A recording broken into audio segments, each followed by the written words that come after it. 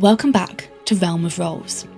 Before we begin, if you're listening on Spotify, tap follow now. It's the easiest way to make sure you never miss an episode of the campaign. To support the podcast further, you can join us on Patreon for behind the scenes content, or head to our Discord to chat with us, share your theories, and keep up with campaign news. You'll find all the links in the episode description. With that said, ladies, gentlemen, and honoured guests of the Summer Court, take your seats for the final act. A false face has been worn, a hidden script uncovered, and beneath the playwright's floorboards, evidence that could bring the whole performance to an end. But in a troupe built upon illusion, even the strongest clue may be little more than another carefully rehearsed lie. With Queen Titania awaiting her verdict and the curtain beginning to fall, the players must confront the truth, name the hand behind the tragedy, and ensure the guilty party does not escape before the final bow. So dim the lanterns, silence the court, and prepare yourselves for Act 4, The Merchant of Verses.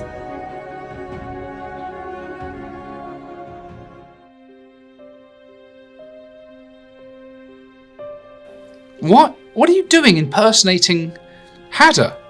She's a lovely girl. You shouldn't be taking her form like that. Don't. It's incredibly wrong.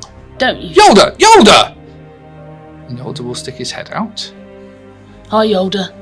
Don't worry about this. You still in Hadda's form? Oh yeah, but it's clear. He's going to look confused when he sticks his head out. Look back inside to double check. Look back at you. What's going on? It's clearly Nassian's voice coming out of him. He's looking really confused. And Willard is spluttering away. He's obviously trying to find some words. Right, come on, Willard. Let's go back to the others. And let's have a nice little chat, shall we? And I will grab his wrist in return to my normal form, and then drag him effectively back to where the others are kind of piling out of his wagon. And I think that is the perfect point to end Act 2 upon. And we return very shortly for Act 3. Well done, folks. Blimey.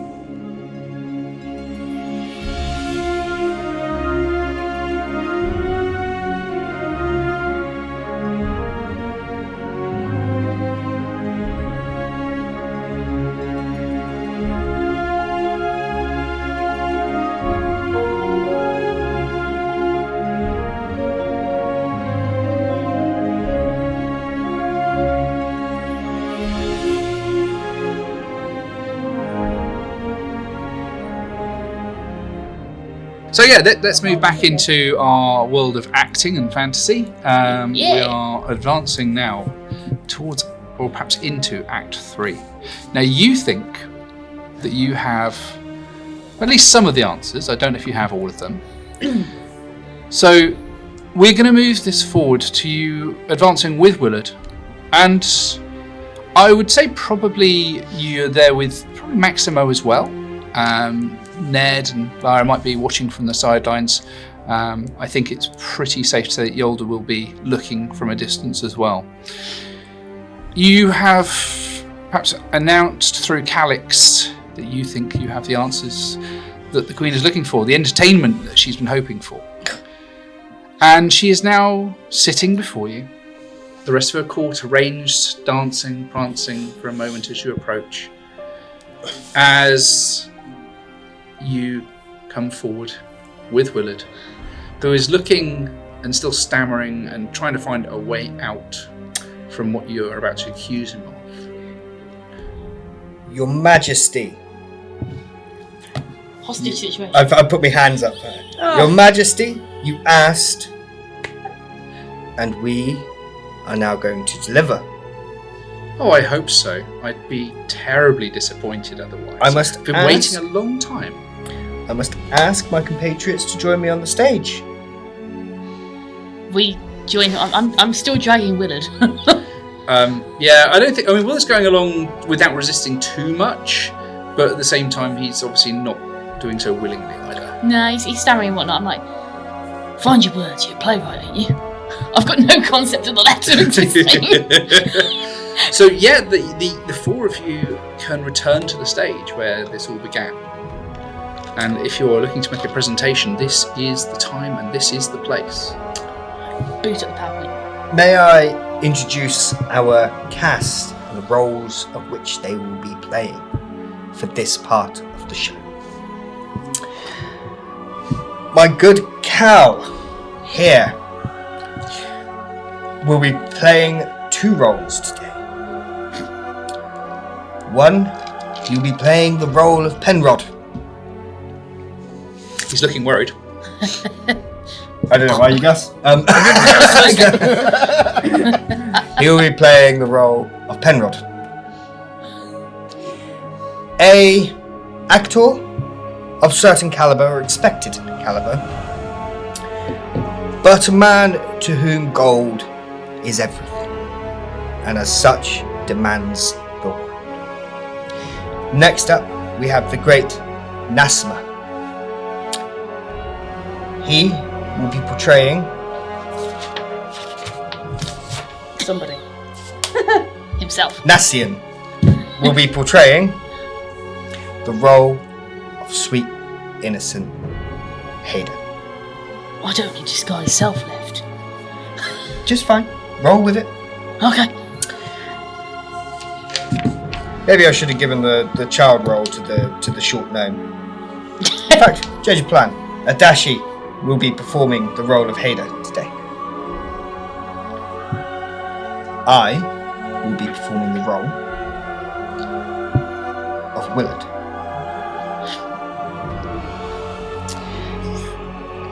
Cal's final role is that of a man whom is not here today, whose name is not well known, The Hanged Man. but is very close to Willard.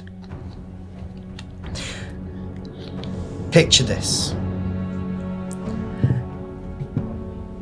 An actor who decides one day that this craft is not for him. He decides that it would be better if he wrote the plays and dominated the stage. And as he dips his quill to the ink, applies it to the page, nothing happens. He racks his brain, travels his innermost thoughts and demons, and yet nothing tangible gets written. It is invisible ink. No. It is a playwright to whom writing is not possible at the moment. But he can't handle this. So he seeks somebody, A magician. a separate playwright. From She's whom flashing cards as she goes. The magician, the fool. At this point, I'm going to thematically cast fog cloud at her. and a point behind us, so the stage is rolling with fog, and there are dancing lights all over the place because we are going to make a performance of this show. we're going to make I think as you do this, I'll be doing some Calyx. interpretive dance in the back. No. the Kallaku will give the nod to the will-o-wisps who fly across the stage and add some mood lighting behind the fog. Are we getting into like early evening, so it's like just dipping into dusk? Yes. Oh Yes. yes. Adashi is going one stage further. She's using her mage hand to produce these cards as the people are introduced. The mage, the fool, the world, the empress. It's all coming out. our playwright, to whom fame is everything, cannot handle not being able to produce content. So he seeks out a friend and pays them to write his plays, to write his grand stories involving emperors and hags and princes. The playwright then applies his name to it, and the two achieve a beneficial relationship. Enter our second actor, one who he believes the world owes him every ounce of gold. Whether it be through his knowing of our second playwright, or his understanding of our first playwright, he deduces that there is a fraud. But he himself is not a noble man. He sees this, and gold coins shower before him. So he seeks to blackmail our playwright, demanding money for his silence. I take my opportunity and start flinging gold coins out of my codpiece. Oh no! On stage in front of everyone, out of his codpiece. Oddly enough, no one seems inclined to go chasing off. Do you see Hader just start going towards him and Joel's like, no. No! Hada has not been encouraged to watch this. She's still back in the workshop trailer. Probably just as well at this stage. I have ideas. I'm concerned. Enter our sweet child. She who is truly innocent in all of this. She simply wishes to help the man who helped her. See, our playwright had a soft spot for orphans. So he took in this child, fed her, gave her comfort, and Jolder then became the child's father. If not directly, but in everything but blood. He uses this child. And in the dark of night, she retrieves a drill. And drills into the back of our gold-addicted actor's fine wine. Enabling Willard to position the desert's flower into the wine. She, simply doing as she's been asked. She's a child, she knows nothing of this world, of skullduggery and murder and betrayal. And thus, Willard Rattlesword, you killed Penrod.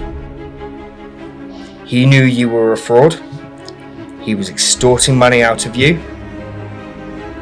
And when you failed to deliver, you figured it'd be cheaper to remove him from the board entirely than have to continue to pay. At this point, you see a minor illusion appear of the dead form of whatever his name was, Penrod, right? And then, the prestidigitation, you see him, you hear a scream and he burns into flames and disappears in the air. I think that Willard, at this point, we were trying to find his voice, starts stammering out an answer. But with a flick of the Fey Queen's hand, leaves wrap around his mouth and prevent him from making any more noise, silencing him completely. I throw the hand drill at the pit where the bird has stopped making sound effects throughout the whole pit. Do something. No. Proof you ask for. And I draw out the letter. My dearest Willard, I have another script ready for you, and I think it is one of my, your finest ones yet. Dun dun dun! Next time you are across the waters, do drop in, and I shall give it to you. I think our little arrangement is working out well, especially with my need to keep a low profile. Don't worry about the old head fuzz. I'm sure the ideas will come rolling in soon. In the meantime, I'll keep you stocked up. I have ideas for a few more Rattlesword masterpieces that I've planned in the next few weeks. All the best, Rikh Burgess. In the secret compartment, in his trailer. May I ask a member of our great summer court, our audience, to go in and retrieve the receipt that outlines a purchase of desert flower. Calyx will come up, take the receipt from your hand and return it to his queen, who will glance down upon it before looking back at you. Here. reads the letter, and here is the threatening note that Penrod was attempting to pen before he drank the poisoned wine. Bernard! Dun dun dun! The poisoned casket of wine, laced with deadly desert flower. You see a silent image of a goblet of wine moving across the stage from left to right. So I present to you, Your The Majesty. chalice? And I'll hand this sort of as if to give to her, but I'm not getting off the stage to get close to her. I'll wait for Calyx to come and take it away from Kallaku me. will come and take it, return it to his queen. Your Majesty, ask, and this troop shall deliver. A murder mystery, of betrayal, and blackmail. And with that, I will then take a bow. At that point, you hear a pop as a stripy tent comes into existence. The divination station sign unfurls, and somebody pops their head out from the beaded curtain and say, "Anybody want a reading?" Open for business. Who is this person inside your tent? It's me. That wasn't French. Anybody want a Oh, reading? and Maximo, I quit, you psycho! We're not, So, we're not getting paid now, are we? No, I believe that we are off the clock. So, Calyx will look at his queen, and she will quite slowly, quite gracefully, and in some ways quite threateningly, stand. And you suddenly realise exactly how tall she is. She towers it even over Linastor. Oh, she is a big one. She raises her hands and gently begins to clap.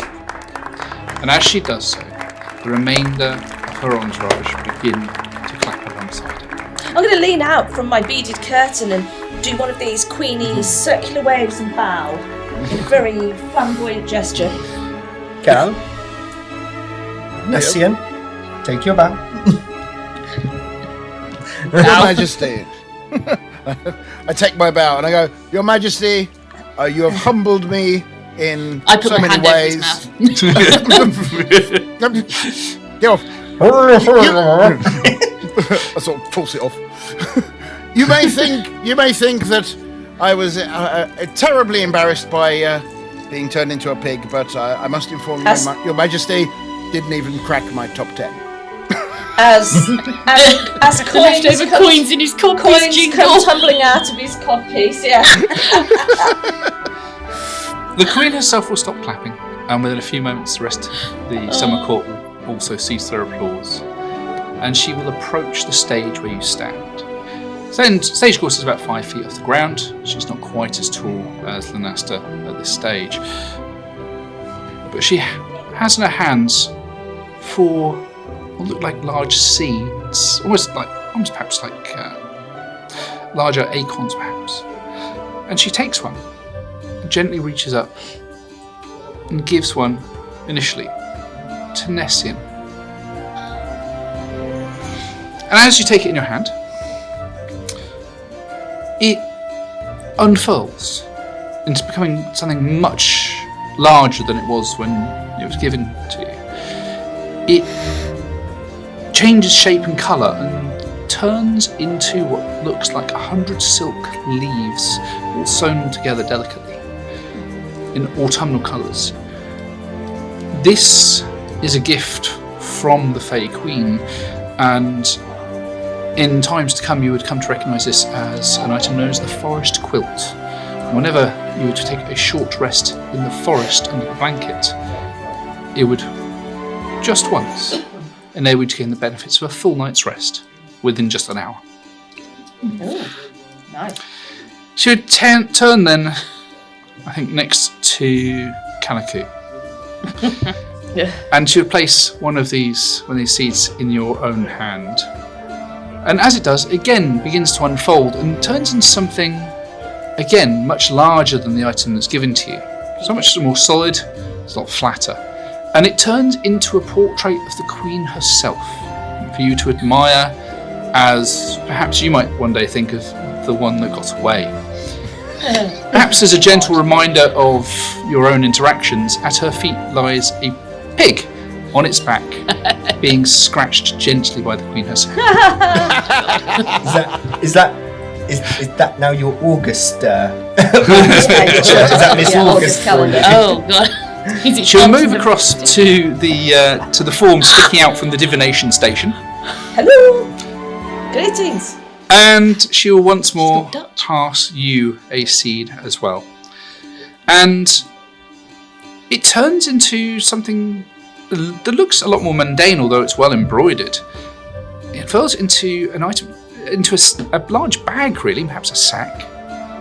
And again, once you spend some time exploring the properties of it, you would learn that this is what's referred to as a tuning bag. Any instrument placed within it, within for a 10-minute period or more, is automatically tuned perfectly for 24 hours. Perhaps an indication that maybe you should leave your former calling and take up something more productive or entertaining. And finally, Never. I will never do that. she would return to your spokesperson. Turn to Linastor, who passes the last seed his way. And this will also turn into a large bag, perhaps about 1.5 feet deep. It's got an odd sort of felted material inside, and as you sort of touch it, it reminds you of perhaps when you stroke a cat. And again, after some time, you'll become aware that this is perhaps a reflection of the entertainment, the chaos that you have caused. It might have perhaps reminded her of felines in some way. Yes, You have a bag of cats. Bless you. Excuse me. She's allergic. Yes, allergic to cats. It is a bag of cats, I and didn't once see a that day, one coming. anyone who is attuned to this bag can reach in and pull out a random cat. Oh my god. I'm so glad you said once a day, because I could just imagine, like, The cat itself only lasts for but a minute, performing all the actions that a cat normally would. Sitting on your lap, purring, or otherwise just causing chaos and destruction. just the idea of us running away from town guards, like, well, we got to get rid of them, just throwing cats. Shouldn't it? Yeah. It should be noticed that the temperament of the cat is not guaranteed.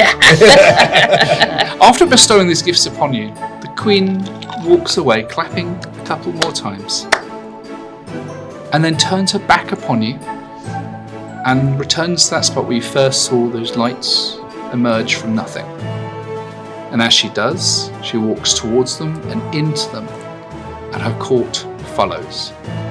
The lights disappearing, the edges of the glade then fading slightly, losing that bluish hue, and returning to the state at which they were in when you first arrived here. You have arrived back in the material world, having completed your contract to entertain the Queen of the Fae, and now you have your own stories to tell as you travel on through the world.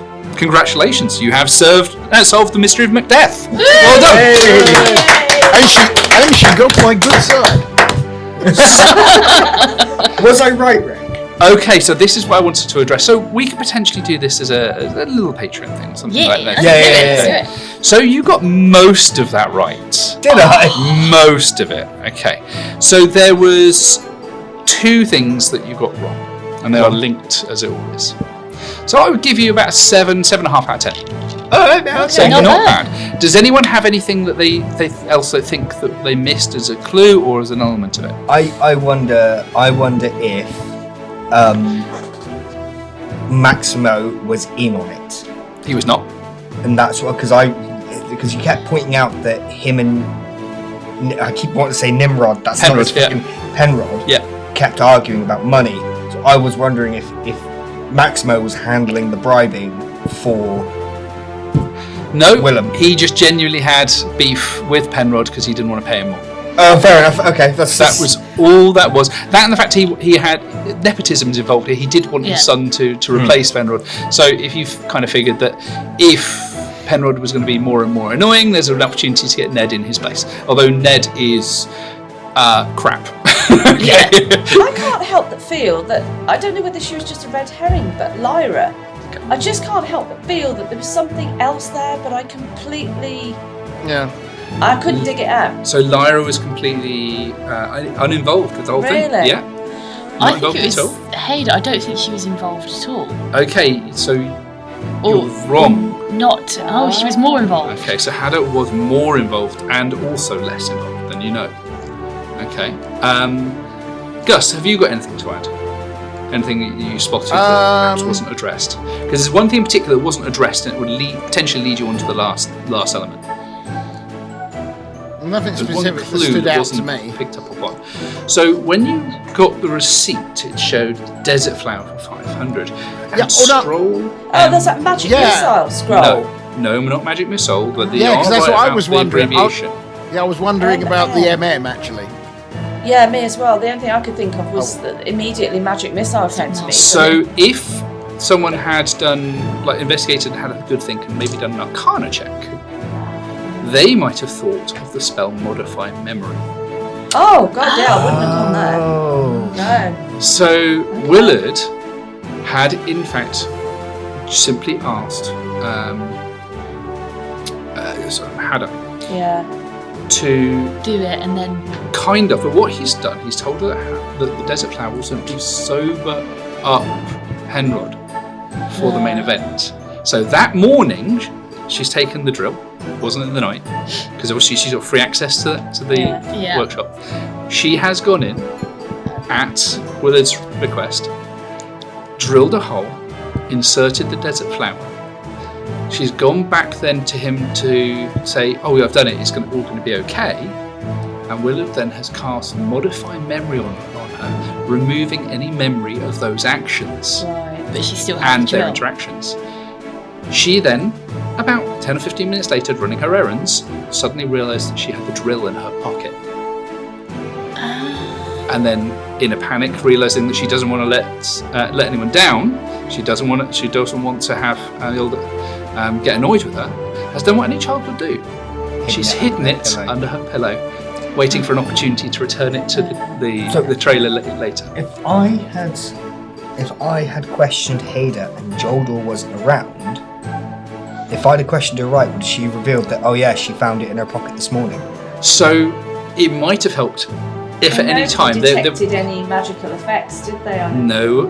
And Modify Memory doesn't leave any trace. Yeah. But So if you wouldn't had picked that up on a detect magic or something like that. No, but if you had asked her directly at any point, which you did not, have you seen a hand drill? An insight check then would probably have revealed some knowledge of this. So there were clues to find, but none of them are obvious because it's intended to be hidden. Yeah, it's a intended murder to be- mystery. If it was obvious, then it would be a shit murder mystery. But I really like this one, as I say, because if it's fighting involved, you've done it. I mean, I'm just going to put that out there. That's honestly my opinion. Okay, there is literally one combat stat in the whole thing, and it's shoulders. If you were to accuse Hadda He would attack. of that, he would defend her, and he would walk in and thump you. Okay. I think I was borderline on that, wasn't I? You were, because it came really close. I was looking at it, it's like, I don't really want to make attack rolls, so we're going to sort of leave him talking to you and move away, because I don't want to instigate it. I don't want to be the one to instigate things on this end. Yeah. Well, the thing is, I knew that I was the one that caused the commotion, so I didn't want to get the child in trouble, so I immediately backpedaled. Yeah, exactly that. So I really like the way Tim has written this one. There are a couple of things that, looking back on it, I know that I would make small changes with the way it's written, but the actual story is good. It just takes a bit of an understanding from the DM, so maybe I'll put that on there.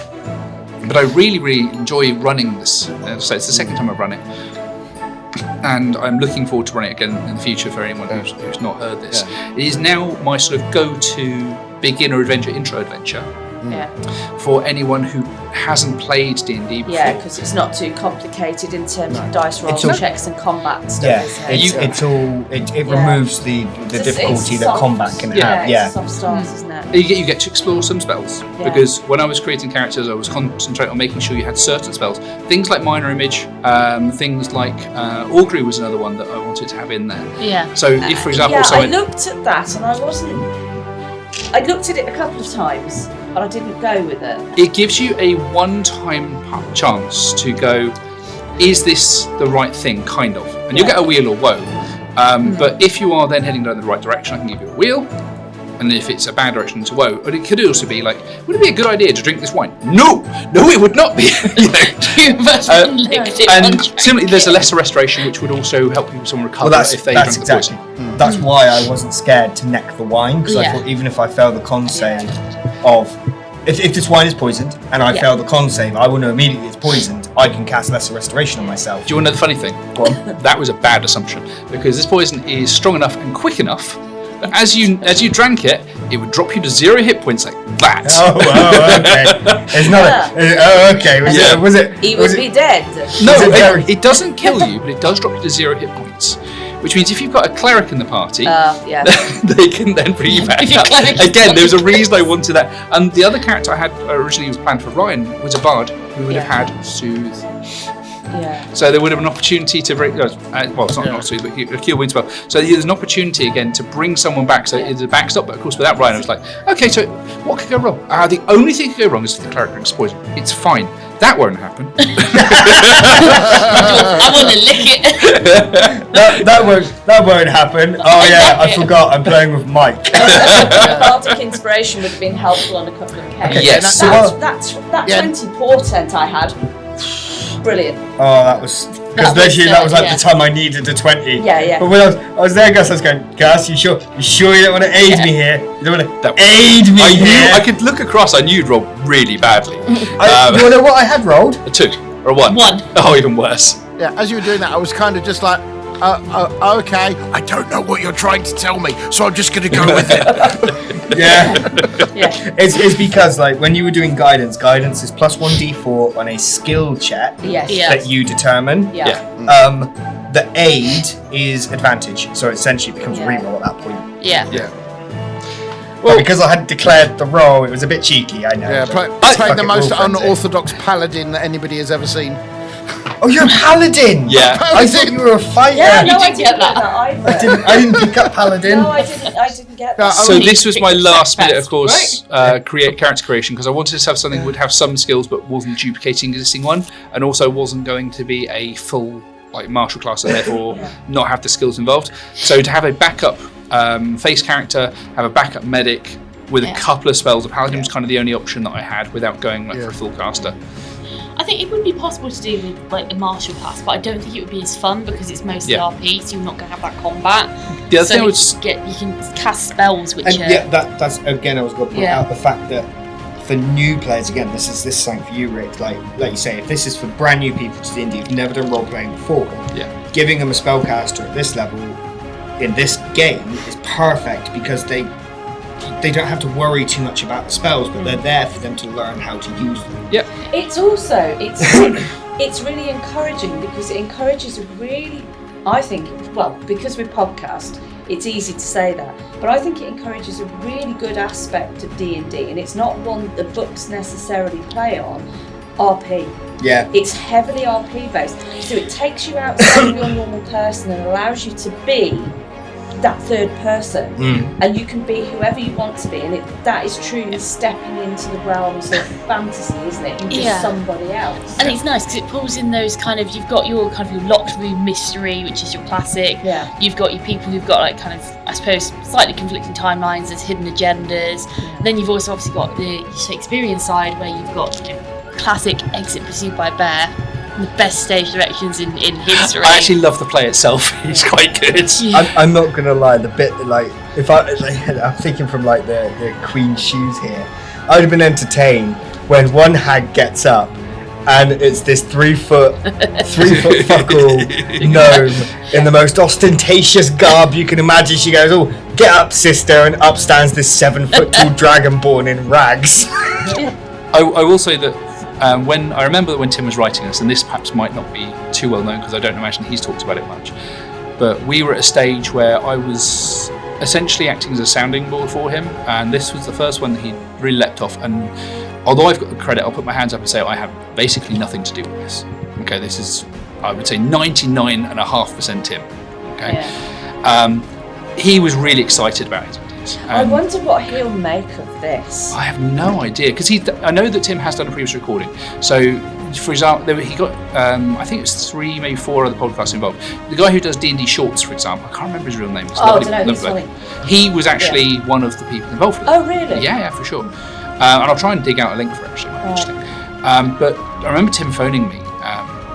Message, "Are you free? Want to chat about an idea?" And he did used to do this when he was getting really, really excited about something. And he said, "I've got this amazing idea. I've written this story about me." I think he'd probably done it in 1 or 2 days and just got bang, and was telling me about it. And he just came across as so excited to tell this story. And I must admit, he sold me on it immediately. I think this was like the 4th story he'd written as part of this, and he just came across his enthusiasm for it was so strong that, you know, I immediately wanted to look at it. But funny enough, MacDeath was one of the later ones for me to read because I just didn't get a copy very early, which I kind of wish I had earlier. And it is such a fun story to tell because there's so much potential for shenanigans. The thing is, you take a story and you can give it to 3 or 4 different groups to play, whether you're podcasting it or not. And it will be played out different every time because it's different characters, isn't it? With different abilities, different spells, whatever. Even if it came with pre-gen characters, everybody's going to play it differently because every player is different. It's I definitely get the vibe from this campaign. With a bad French accent. I could have gone with anything. Oh yeah. I definitely get the vibe though that this was definitely a passion project. Yeah, for sure. Yeah, and I still think there should have been a goddamn fridge. Welcome to a fancy world. I stick my head in the fridge. There's a lot of, I mean, I suppose like MacDeath, but I mean, there's the whole the hags. Like 3. There's so many little nods and Easter eggs in there. The three hags, the earth path bubbles in. I quite like the play at the beginning. Yes. I actually quite liked doing that because that was so unexpected. I was like, oh my god, how am I going to do this one? I was actually really getting into that. And I was like, we didn't get to the bottom of the page. And I was I will ask Tim. I mean, obviously that aspect of it is there for you to look at and review any which way you want to. But I will ask Tim if it's possible to share a copy with you guys. Right. Obviously it's his material, so I want to make sure he's happy with me doing that. But I think it might be interesting for you to read through. I will admit I'm making one mistake when I ran through this, which I'm not going to tell you what it was. It doesn't matter. We actually corrected it, so it's neither here nor there. But I basically made, to my mind, one mistake, which would have diddled you out actually, which would have been a problem because it was kind of an important clip.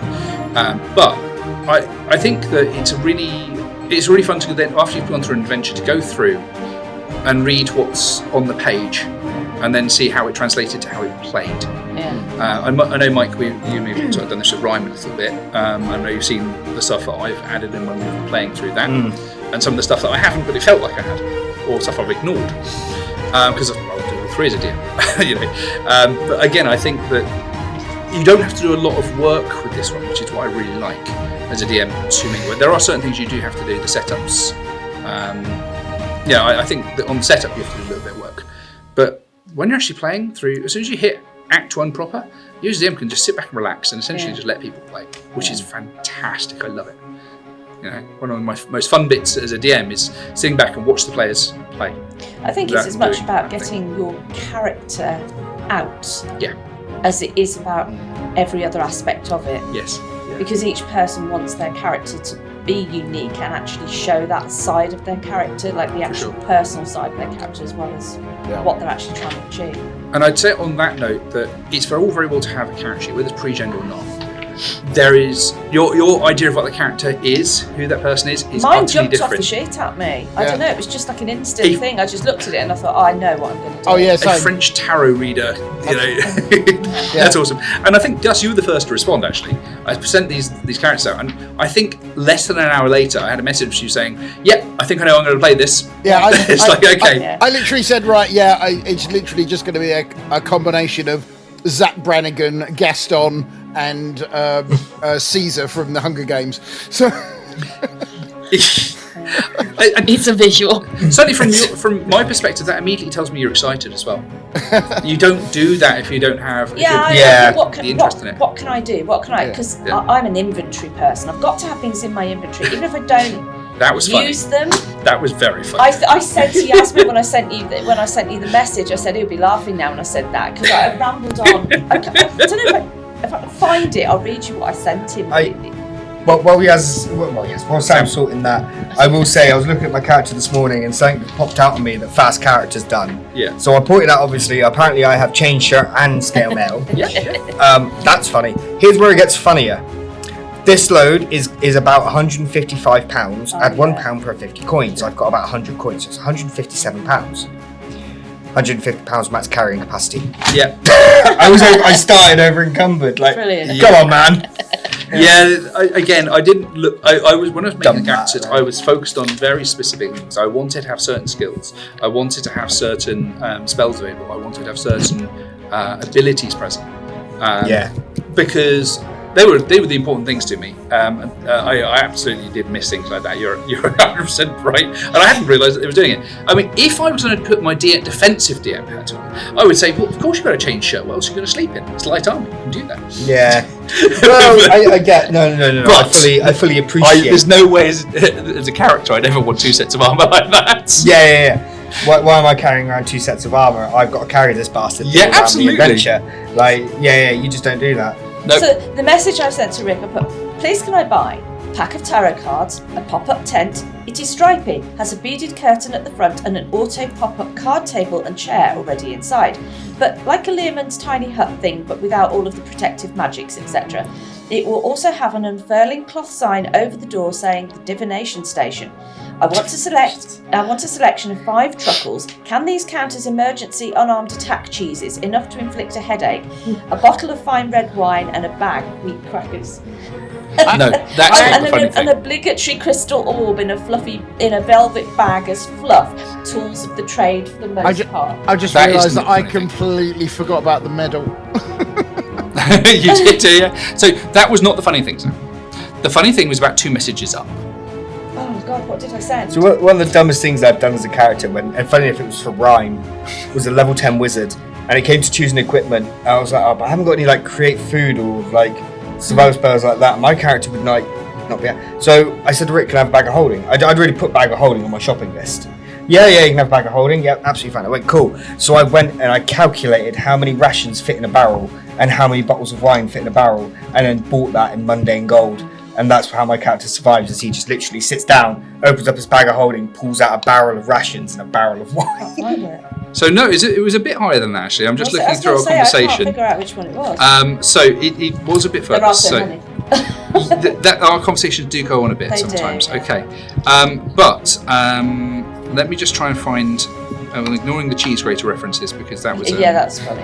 That's a whole other thing. That is. Yeah. That is a whole Patreon episode on itself. Oh, It's That the cheese is, grater wait of till doom. people see that. So actually, the conversation I'm thinking of, I'm just struggling to see it on there. I even managed to Okay. work in my Oh, there we affair go, with got a it. vampire. You did briefly. Okay, so it's about 6 pages up actually. It's a long way up. Page. Oh, just a Okay. few then. So there was a couple of mentions. I'll read this out. Okay, it appears I have advantage on pretty much all the skills. So that was your reference Yeah, that's earlier. what I was referring to. Okay. Yeah. Only 3 skills that go in deck don't give advantage rolls. And as just said, I've been took a while re-rolling certain things. And a message came back. I take it we're hand waving components. I said, yeah, not worry about that at all. It's fine. And I have no inventory at all. Just checking. Oh God, yeah. So I said, well, mostly you might explain to folks if you're starting spells when casting, just referring to the other bit. And in response, direct reply to, I have no inventory at all, just checking, I said, page 2. Page 2 with 3 question marks. Scroll down on your character sheet. Oh, glossed over that. So, yeah, inventory very important, but apparently the second page where the inventory is contained, maybe not. I did giggle for a bit. I was really better. baffled because if somebody sent me something without an inventory, I'd be like, where's my inventory? My inventory is more important than my goddamn character. Or this advantage saving throws, eh? It took me 3 full scroll throughs of the character sheet to find where the name was. Yeah, well, that's funny because I Right at the very top. I missed mine as well to start with, Yeah. which is really funny because when she said to me, yeah, I looked at my character sheet 3 times and I never saw the name, and I went, that's really funny because I did the same. Great big letters across the top. So that's a genetic thing. Right. They've gone quiet. They're sidestepping that one. Okay, I think that we can probably call it there. That has been a ton of fun today. Yeah. I've really enjoyed it.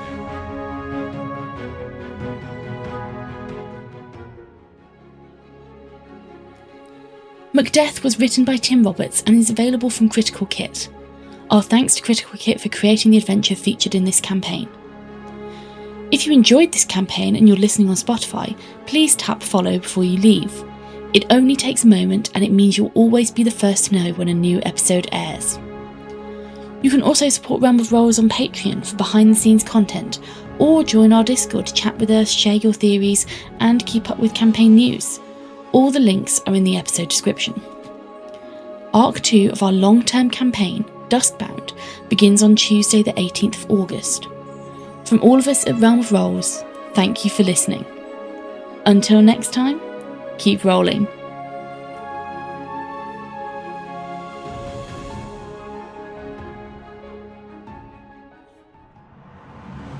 Do you like your tabletop RPGs to be grim, gritty, and grounded?